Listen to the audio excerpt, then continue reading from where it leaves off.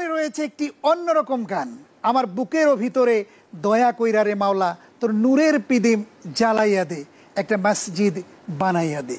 গানটি লিখেছেন ও সুর করেছেন আবুল আলা মাসুম, পরিবেশন করছেন অন্যরকম কালচারাল গ্রুপের শিল্পী তানজিম বিন তাজ প্রত্যয়।